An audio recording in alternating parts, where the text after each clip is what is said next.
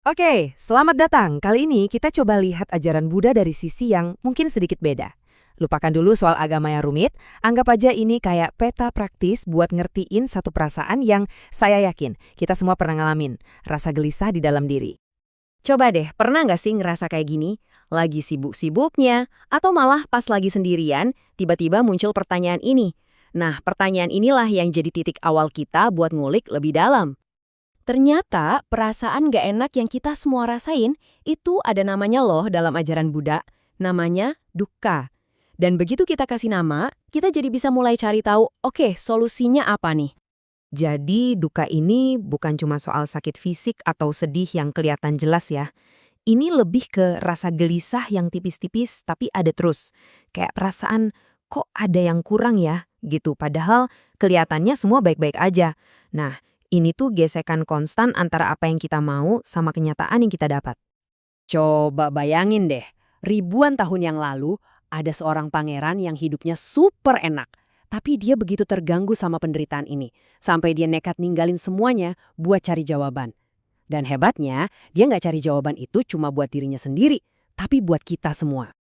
Nah, yang paling penting buat kita ingat dari perjalanannya tuh ini. Siddhartha Gautama itu bukan dewa. Dia manusia biasa, lahir bergelimang harta, tapi dia nggak bisa pura-pura nggak lihat penderitaan. Justru pencariannya yang nekat inilah yang jadi pondasi dari semua yang bakal kita omongin.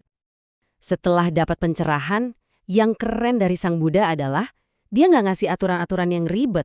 Malah sebaliknya, dia ngejelasin temuannya kayak seorang dokter yang ngasih diagnosis ke pasien. Jelas, logis, dan to the point. Pendekatannya ini benar-benar logis, persis kayak dokter. Pertama, dia diagnosis penyakitnya, duka. Terus, dia cari tahu penyebabnya. Ternyata bukan takdir atau nasib, tapi kemelekatan pikiran kita sendiri. Nah, terus ada kabar baiknya, penyakit ini bisa disembuhin. Dan yang paling penting, dia kasih resep yang jelas banget buat sembuh. Oke, sekarang kita masuk ke bagian yang paling ditunggu-tunggu, resepnya. Gimana sih cara keluarnya dari lingkaran ketidakpuasan ini? Ini bukan cuma 8 perintah biasa ya. Anggap aja ini kayak program latihan komplit buat batin kita yang dibagi jadi 3 bagian yang saling ngedukung. Kita perlu disiplin mental buat nenangin pikiran, kita perlu perilaku moral biar hidup kita lurus dan gak nyusahin, dan dari 2 hal itu nanti bakal lahir yang namanya kebijaksanaan buat ngelihat dunia apa aja. Oke, teorinya kedengeran bagus, tapi praktiknya gimana nih kehidupan sehari-hari? Yuk kita lihat contoh nyatanya gimana resep ini bekerja. Fondasi paling dasarnya itu mulai dari sini, 5 sila. Ini bukan sekedar daftar larangan jangan ini, jangan itu, tapi lebih ke komitmen aktif buat nggak nyakitin diri sendiri dan orang lain. Ini cara kita ngebangun kedamaian dari hal-hal yang kita lakuin tiap hari. Kalimat yang kelihatannya simpel ini ternyata ngebawa kita ke salah satu konsep paling fundamental dalam ajaran Buddha. Sebuah hukum universal yang ngatur semua pengalaman kita. Karma, atau yang sering kita sebut karma, itu sering banget disalahpahami sebagai takdir. Padahal konsep ini justru sangat memberdayakan. Artinya, kita ini arsitek dari kebahagiaan kita sendiri loh. Setiap niat, setiap ucapan, setiap perbuatan kita, sekecil apapun, itu kayak benih yang kita tanam buat masa depan. Jadi tanggung jawab hidup kita ya ada di tangan kita sepenuhnya. Selain ngatur perilaku, resep ini juga ngajarin kita buat ngelatih pikiran secara langsung. Nah, ada 2 jalur utama meditasi. Samatha itu ibaratnya kita nenangin air danau yang beriak sampai jernih banget, jadi kita bisa lihat ke dasarnya. Nah, kalau vipassana, itu proses kita ngeliat dengan jelas apa yang ada di dasar danau itu, paham sifat asli dari segala sesuatu.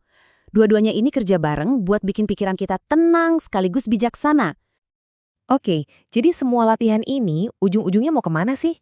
Apa tujuan akhirnya? Dan kenapa cara kuno ini masih relevan banget di dunia kita yang serba cepat sekarang? Nah, tujuan akhirnya itu nibbana.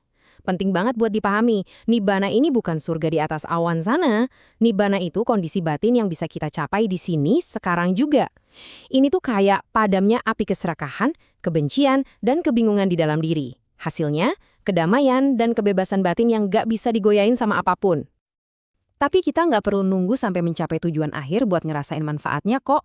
Di kehidupan modern yang hektik ini, artinya kita bisa punya pikiran yang lebih adem pas ngejar deadline, hubungan kita sama orang lain jadi lebih enak karena kita ngutamain welas asih, dan kita ngerasa lebih megang kendali atas hidup. Kenapa? Karena kita sadar, apa yang kita lakuin hari ini, itu yang ngebentuk hari esok kita. Dan semua ini, muaranya ke satu kesimpulan yang mungkin kedengeran radikal. Kalau ada satu hal yang perlu kita ingat dari semua ini, inilah dia. Selama ini, kita mungkin nyari kebahagiaan di tempat yang salah, bukan di luar sana, bukan di pencapaian, bukan di pengakuan orang lain. Sumber kebahagiaan yang sejati itu udah ada di dalam diri kita, tinggal nunggu buat ditemuin.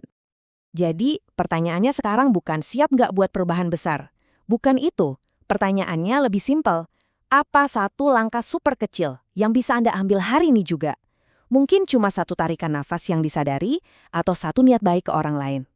Perjalanan ribuan kilometer, dimulainya ya dari sana.